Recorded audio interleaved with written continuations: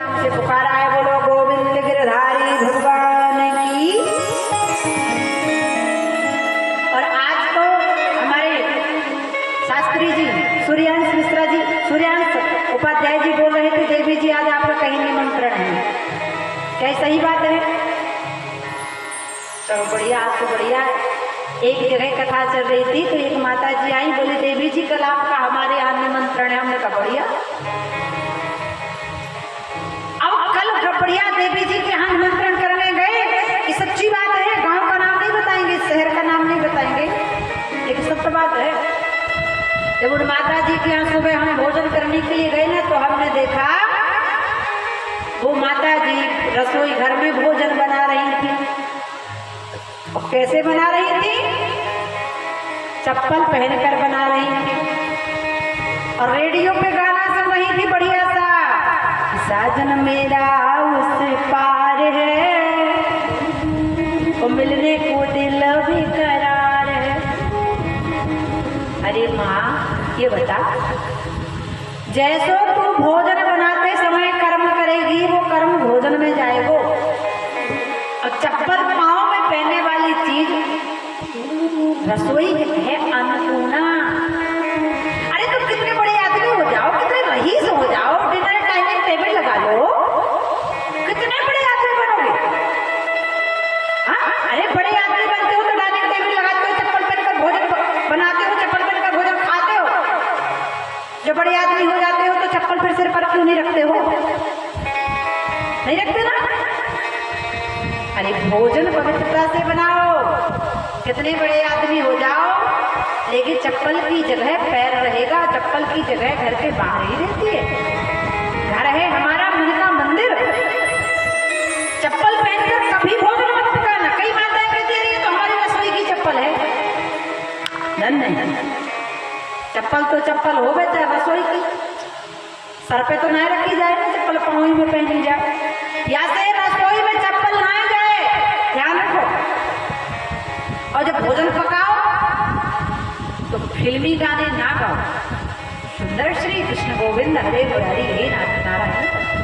जब भजन गाकर भोजन बनाओगे तो प्रसाद बन जाएगा माता। अगर तेरा पति शराब भी पीता है तो अगर भोजन बनाने के समय भजन गाए देगी, उपावे तुलसी को पत्ता डाल देगी और कहोगी ना प्यास इदम चक्षुत दियो मस्त गोविंद समर्पये, हे प्रभु आइए खट्टा मीठा भोग लगाइए, तो वो प्रसाद बन जाएगा भोजन। और अगर आपका पति शराब पीता है, उसको वह प्रसाद खिला दोगी तो धीरे धीरे आपका पति शराब पीना भी बंद कर देगा। ये गारंटी है। तो बढ़िया भोजन बनाया करो, भगवान का भजन गाया करो सुंदर से। जब भोजन बनाओ तो भजन का बाकी फिर गाना हो, फिल्मी गाना तो गा लिया करो। बोलो वृंदावन बिहारी लाल की।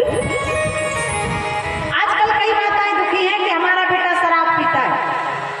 तो अगर शराब पीता है तो कहीं ना कहीं गलती आपकी है, क्योंकि जब बेटा होता है छोटा सा तो ये माता मैंने बोतल में दूध पिलाती। अब बेटा सोचता है मेरी माँ ने बचपन से बोतल पिलाई, इसका मतलब बोतल इज द बेस्ट। आदत बोतल की डाल दी आपने, तो छोटा बच्चा रहा तो बोतल में दूध पिया, आदत बोतल की डल गई तो बड़ा हुआ तो पेप्सी कोको कोला की बोतल पिया, और बड़ा हुआ तो फिर महुए की बुलरा दे उसकी बाटल पिया, बढ़िया देसी कंपोजिट। और जब उस बाटल को पीता है तो लीवर फेल, किडनी फेल, आंतों में छेद, नाना प्रकार के रोग हो जाते हैं। तो लास्ट स्टेज पर दमोई के मिशन अस्पताल में ग्लूकोज की बाटल पीते पीते राम नाम सत्संग। इसलिए बढ़िया बच्चे को सुंदर संस्कार दो, कटोरी चम्मच से दूध पिला लो, लेकिन बाटल से ना पिलाओ, आगे के लिए दुखदाई हो जाएगी। बोलो वृंदावन बिहारी लाल की। आज सुंदर भाव दिया, इंद्र ने भगवान की स्तुति की और कहने लगे कि गोविंद मेरो है, गोपाल मेरो है। गोविंद नाम इंद्र ने भगवान को दिया। बोलो गोविंद भगवान की। अब आगे की कथा में श्री सुखदेव जी महाराज राजा परीक्षित से कहते हैं, हे परीक्षित, एक बार नंद बाबा ने एकादशी का व्रत रखा और एकादशी का व्रत हम सबको रखना चाहिए। अच्छा ईमानदारी से बताओ कितने लोग हैं जो एकादशी का व्रत रखते हैं? बताओ हाथ उठा के। अगर अभी तक नहीं रखते थे तो अब रखना चालू कर देना, अब रखना प्रारंभ कर देना। क्यों? क्योंकि व्रतों में श्रेष्ठ है एकादशी का व्रत। एक महीने में 2 बार आती है। एकादशी का व्रत करने से हमारा स्वास्थ्य भी ठीक रहता है और परमार्थ भी ठीक हो जाता है। देखो आप कोई जॉब करते हो, कोई नौकरी करते हो, धंधा करते हो, तो आप रविवार की छुट्टी चाहते हो कि नहीं चाहते?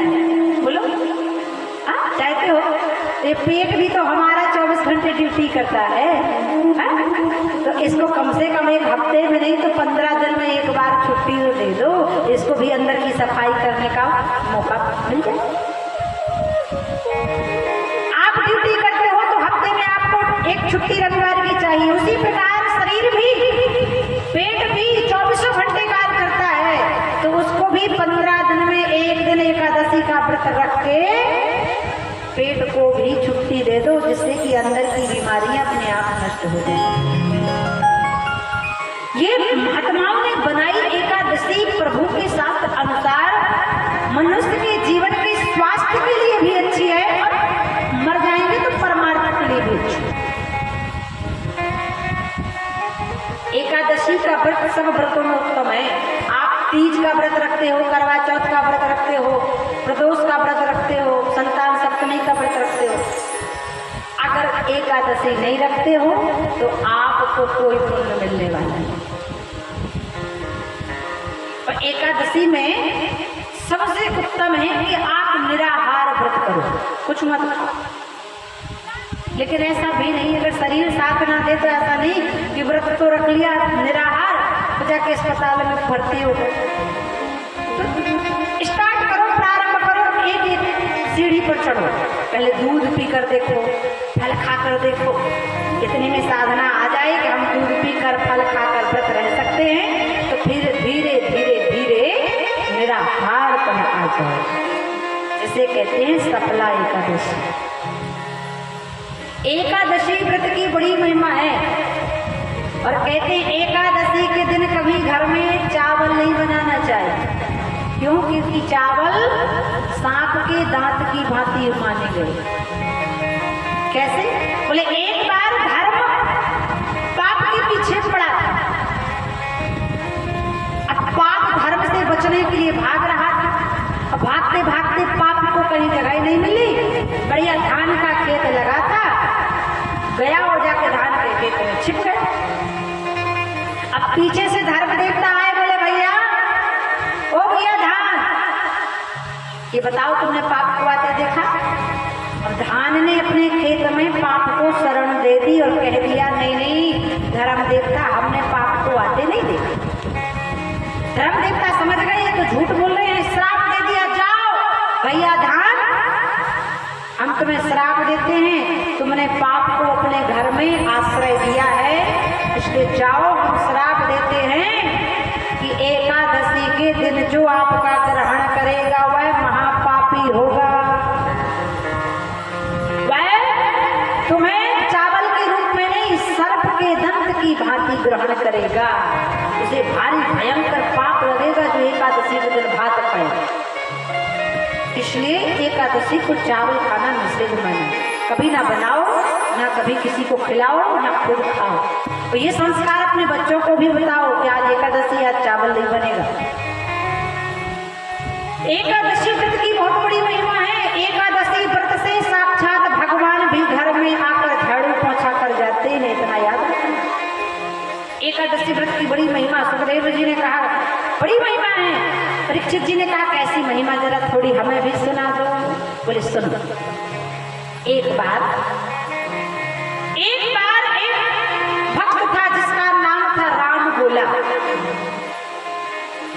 वो खाने का बड़ा शौकीन था, कुछ भी मिल जाए खा लेता, वो बस मगर रहता, भक्ति करता।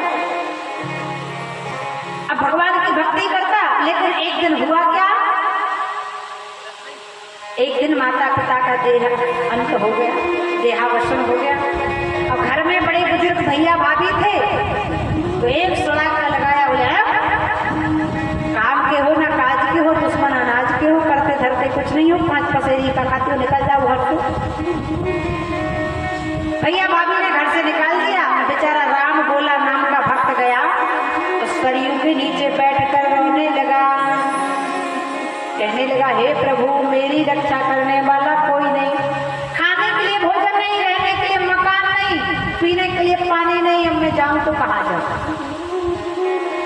उसी समय रात भर बलराम बोला सरयू के किनारे बैठा रहा।